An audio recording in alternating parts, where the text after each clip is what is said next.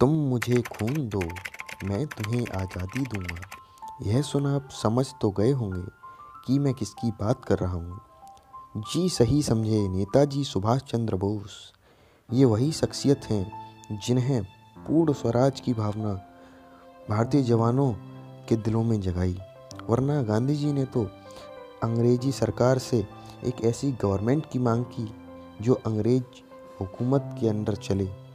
उसके लिए भी अंग्रेजी सरकार ने मना कर दिया, पर फिर भी वह गांधी जी के बड़े प्रशंसक थे। तो दोस्तों, कहानी की शुरुआत होती है 23 जनवरी 1897 से, जब उड़ीसा के कटक में सुभाष चंद्र जी बोस का जन्म हुआ। उनके पिता का नाम जानकीनाथ बोस था, जो वकील थे। माँ का नाम प्रभावती बोस था। वह बचपन से ही पढ़ाई लिखाई में बहुत आगे थे। उनने अपनी शुरुआती पढ़ाई प्रोटेस्टेंट यूरोपियन स्कूल से पूरी की। 1913 में मैट्रिक होने पर उनका एडमिशन प्रेसिडेंसी कॉलेज में करवा दिया गया। सुभाष चंद्र बोस बचपन से ही विवेकानंद और रामकृष्ण के विचारों से प्रभावित थे, जिनके पद चिन्हों पर चलते हुए उन्हें लग गया कि पढ़ाई लिखाई से ज़्यादा देश के हित में काम करना जरूरी है। उस समय ब्रिटिश सरकार थी। एक दिन कॉलेज में उनके प्रोफेसर ने इंडिया के खिलाफ कुछ कह दिया था। तब पहली बार उनके अंदर देशभक्ति देखी गई।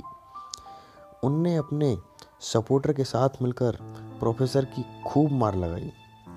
1918 में बोस ने कोलकाता यूनिवर्सिटी से बीए की डिग्री हासिल की।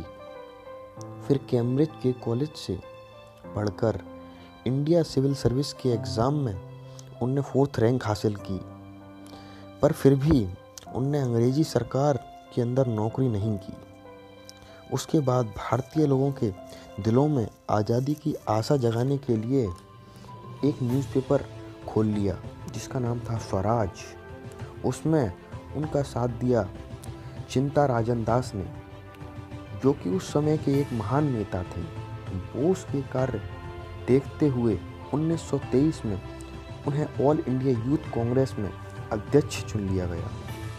लोगों को स्वतंत्रता के लिए उकसाने के लिए उन्हें जेल में डाल दिया। वहीं उन्हें टीबी की बीमारी हो गई। 1927 में उन्हें जेल से रिहा होने के बाद कांग्रेस पार्टी के जनरल सेक्रेटरी के रूप में रख दिया गया और वे जवाहरलाल नेहरू के साथ आज़ादी की जंग में जुट गए। उसके बाद 1930 में सुभाष चंद्र बोस यूरोप गए और वहाँ के नेताओं से मिलकर पार्टी को और अच्छा और सशक्त बनाने का गुण सीखा, और तभी उन्होंने अपनी किताब द इंडियन स्ट्रगल को पब्लिश किया। पर ब्रिटिश सरकार ने किताब को बैन कर दिया। भारत वापस आने पर बोस को कांग्रेस का प्रेसिडेंट चुना गया। बोस को यह पता चला कि गांधी जी को बोस की हिंसावादी नीतियां पसंद नहीं हैं। बोस ने पार्टी से खुद रिज़ाइन देना सही समझा। फिर पूरी दुनिया में घूमते हुए भारत के लिए समर्थन की मांग की। इसकी वजह से ब्रिटिश सरकार पर दबाव बना। सेकेंड वर्ल्ड वॉर में वह नहीं चाहते थे कि भारत के सैनिक ब्रिटिश की तरफ से लड़ें। इसका उन्होंने विरोध किया, जिसके लिए उन्हें जेल भी जाना पड़ा। पर जल्दी ही उन्हें छोड़ दिया गया। पर सीआईडी को उन पर नज़र रखने के लिए छोड़ दिया। बोस ने पठान का भेष बनाकर सीआईडी को भी चकमा दे दिया और फिर 16 जनवरी 1941 को भारत की आज़ादी के लिए ब्रिटिश के दुश्मन देश जर्मनी के लिए रवाना हो गए। पर हिटलर से मिलकर भी कुछ खास फायदा नहीं हुआ। फिर सबमरीन की मदद से बोस जापान चले गए। बोस के मजबूत इरादे देखकर जापान के प्रधानमंत्री ने भी भारत की आज़ादी के लिए सहायता करने की बात करी, और फिर जापान के साथ मिलकर नेताजी ने आज़ाद हिंद फौज की स्थापना की। इसी दौरान नेताजी ने तुम मुझे खून दो, मैं तुम्हें आज़ादी दूंगा जैसे भड़कीले नारे लगाकर लोगों के दिलों में आज़ादी की आग लगाई।